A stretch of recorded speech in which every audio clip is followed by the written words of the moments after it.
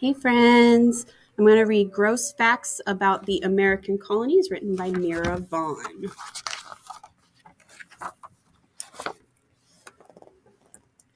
A new home. European colonists began coming to America in the 1600s. They wanted a fresh start. What they found wasn't welcoming. Settlers faced harsh weather and gross living conditions. They had to find shelter fast. Colonist, a person who comes from another country and settles in a new area. Some early colonists tied poles and branches together. Families huddled on straw floors with furs or blankets. Others dug cave like homes. Bugs dug in through the ceiling. Mice, rats, and snakes came in through dirt walls. Some people built one room wooden houses.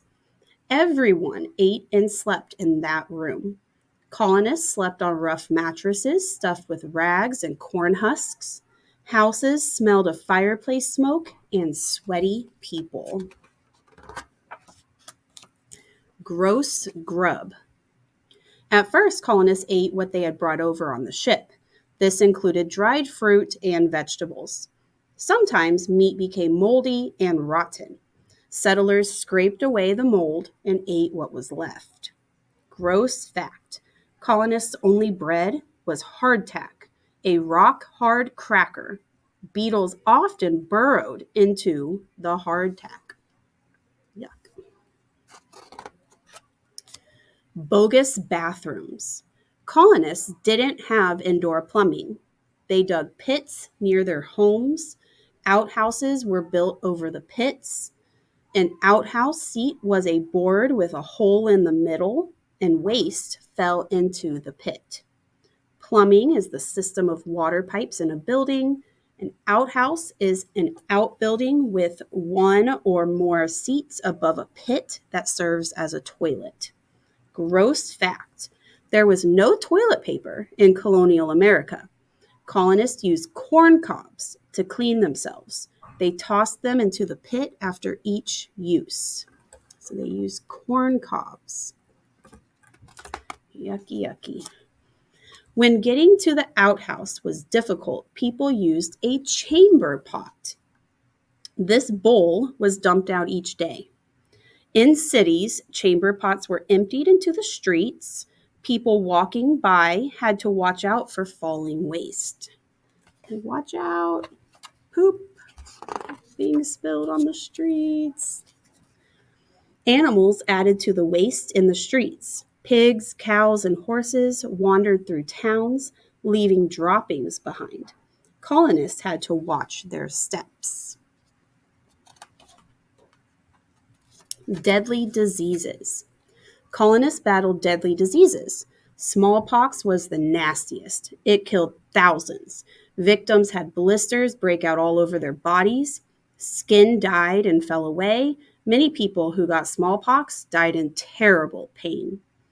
Smallpox is a disease that spreads easily, causing chills, fever, and pimples that scar. Gross fact. Yellow fever was another common disease. It was spread by mosquitoes. Nearly half of all victims died.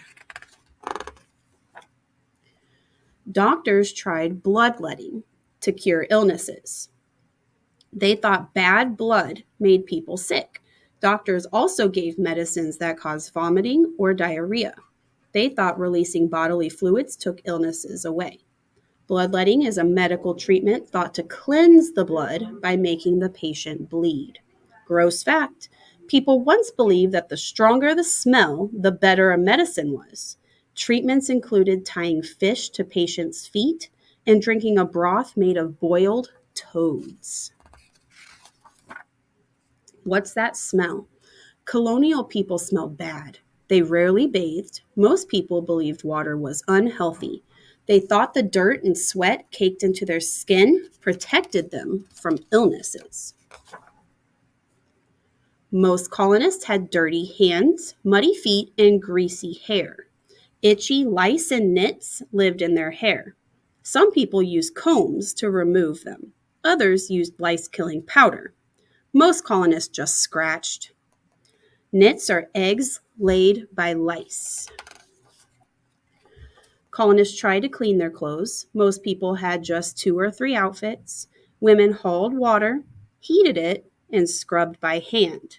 During winter, water froze. People wore dirty clothes until spring.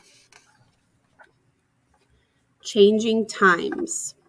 Life did improve for the colonists. They built bigger houses and learned to grow food. In 1776, the 13 colonies declared independence from Great Britain, but it would take many years to outgrow the gross colonial times.